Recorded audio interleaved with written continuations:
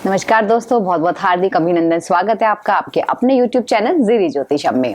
दोस्तों, आज आपकी रिक्वेस्ट पे फिर एक नया टॉपिक सूर्य, शुक्र और केतु की युति के बारे में हम लोग डिस्कस करेंगे। कुंडली में जब सूर्य, शुक्र और केतु एक साथ युति बना ले तो इससे किसी भी इंसान की लाइफ पर क्या क्या प्रभाव पड़ते हैं, सारा डिस्कशन इस पे रहेगा।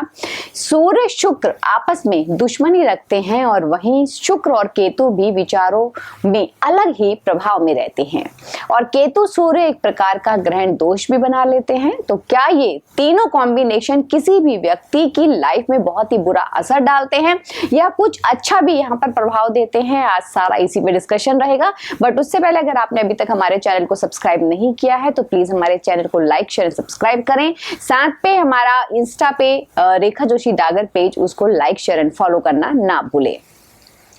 औलाद पैदाइश देरी करता, लाभ सोना नहीं है।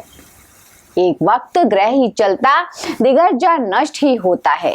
गर्मी सूरज जब साथ हो मिलती, केतु होता खुद खट्टी हो। औरत फिसल बर्बाद गृहस्थी, बेटा पिता पर भारी हो। फ्रेंड्स, सूर्य, शुक्र और केतु की युति में सबसे ज्यादा जो है खराब वो शुक्र पर होता है और शुक्र पर इसका असर होता है और केतु पर भी इसका असर कहीं ना कहीं देखने को मिलता है। और सूर्य जिस घर में जैसा फल देता है वो वैसा ही रहता है। सूर्य आत्मा है और पिता, और शुक्र गृहस्थी के बाद के सारे सुख, सारी लग्जरी आइटम्स, यहाँ तक कि पत्नी, ये भी इसी से हम इसको देखते हैं। और केतु औलाद, स्पेशली मेल चाइल्ड होते हैं। जब भी तीनों का आपस में संबंध बनता है तो तीनों प्रभाव में ही पड़ते हैं, चाहे वो अच्छे हों या खराब हो, लेकिन पड़ेंगे जरूर। जीवन में देखा जाता है कि शादी से पहले कोई भी कन्या, जैसे देखा जाए, कहीं बिल्कुल ठीक रहती है और एकदम बहुत ही अच्छी सेहतमंद भी होती है, लेकिन जैसे ही उसकी शादी होती है वो बीमार रहने लगती है। डेली कोई ना कोई समस्या, कोई ना कोई हेल्थ इश्यूज उसको लगे रहते हैं और साथ में औलाद पैदा करने में भी कोई ना कोई प्रॉब्लम उत्पन्न हो जाती है। और कई बार ये भी देखा गया है कि औलाद पैदा ही नहीं होती है या फिर होके बीमार हो जाती है या फिर किसी ना किसी प्रॉब्लम में घिरी रहती है। तो ऐसे इसी कॉम्बिनेशन में देखने को मिलता है, स्पेशली जब ये बहुत बुरी अवस्था में या फिर किसी बुरे खराब घर में होते हैं। तो इस कॉम्बिनेशन में सूर्य, शुक्र और केतु का असर शुक्र और केतु पर मंदा रहता है। सूर्य हर प्रकार का भोग होता है, या तो ऐसी युति वाला जो व्यक्ति होता है भोग नहीं करता है या फिर बहुत ज्यादा ही इसमें लिप्त रहता है। गृहस्थी एकदम उसके जो होती है वो बहुत ही उसमें इसका अशुभ प्रभाव रहता है। आपस में ये भी देखा गया है कि ऐसे जो कई बार लोग होते हैं उनके जो है विचार नहीं मिल पाते हैं और ऐसे में कई बार जो इंसान होता है वो जो सुख होता है उसको भोग नहीं पाता है या फिर किन्हीं कारणों से उसमें वो असमर्थ होता है। तो इन चीजों में कई बार देखा गया है, यानी कि कुल मिलाकर इन चीजों में ऐसा जो इंसान होता है उसकी कहीं ना कहीं प्यास बनी रहती है। और वहीं केतु के कारण पुत्र संतान होने में प्रॉब्लम होती है या फिर उसके बाद भी प्रॉब्लम क्रिएट हो जाती है।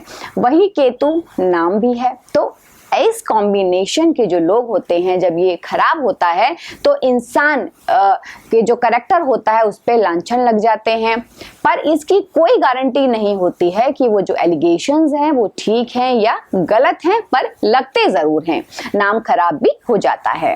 अगर ये जो कॉम्बिनेशन है ये अच्छा है तो ऐसे कॉम्बिनेशन वाले जो इंसान होते हैं एक स्पेशल ब्रांड के रूप में बहुत इनका नाम होता है। इंसान अपनी लाइफ में बहुत ही शोहरत, धन दौलत कमाने वाला होता है और वो खुद के नाम से जाना जाता है, यानी जिस फील्ड में वो होता है उस फील्ड के बहुत अच्छे वो टॉप पे होता है।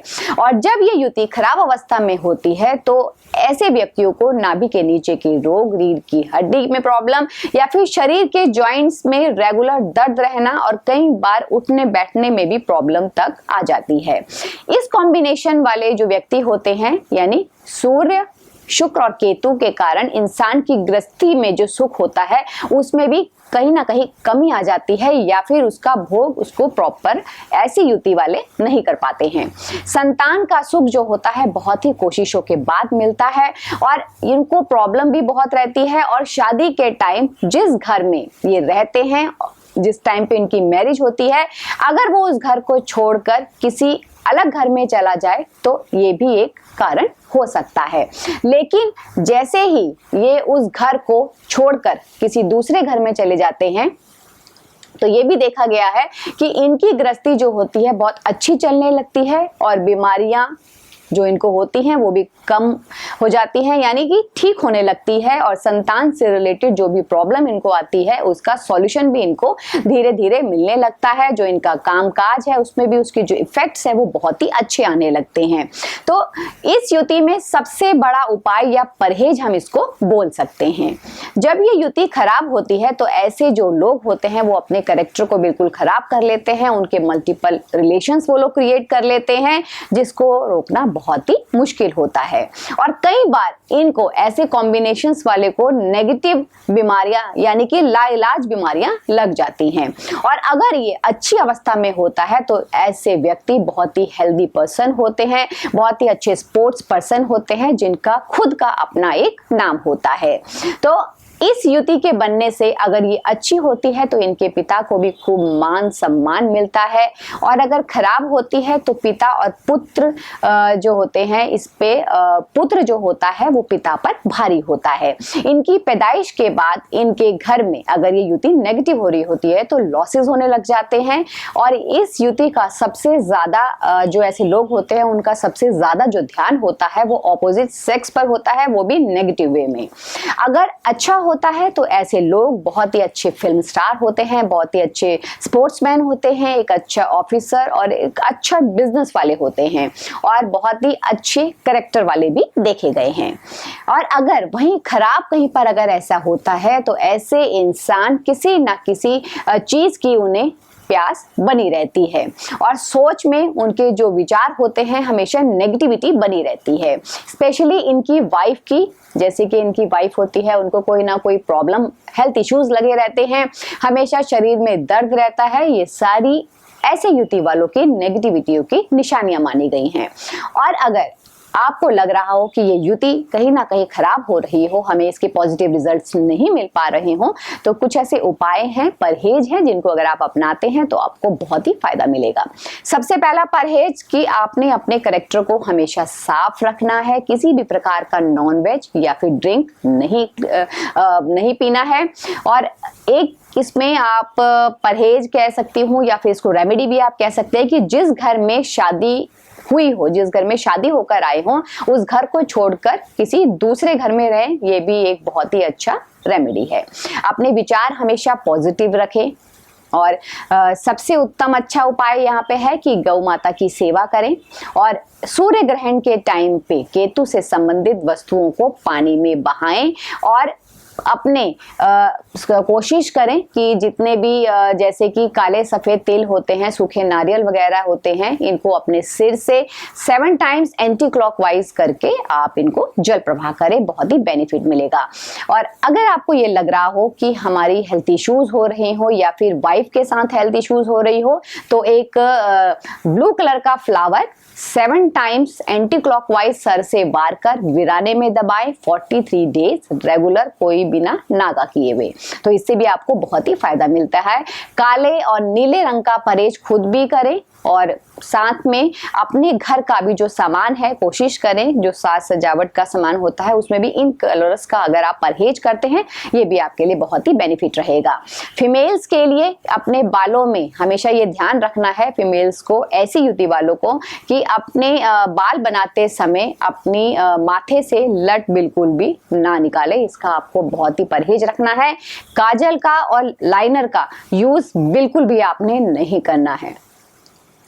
वहीं मेल के लिए भी ये परहेज है कि अपने नेल्स ना बढ़ाएं। स्पेशली कई बार देखा गया है ऐसी युति वालों में जो मेल्स होते हैं उनका जो स्मॉल फिंगर होती है उसका वो नेल जरूर बढ़ा हुआ मिलता है, तो प्लीज ऐसा ना करें, अपने नेल ना बढ़ाएं। आप खुद चांदी का बेजोड़ ढलाई वाला कड़ा धारण करें और वाइफ को 4 मीना लगी चांदी की चूड़ियां उनके लेफ्ट हैंड में धारण कराएं, तो आप देखेंगे इससे आपको बहुत ही फायदा मिलेगा। और साथ ही अपनी वाइफ के लिए सोने की क्लिप में मूंगा जड़वाकर उनको यूज करवाएं, ये भी एक बहुत ही अच्छी रेमेडी है, इससे भी आपको बहुत ही फायदा मिलेगा।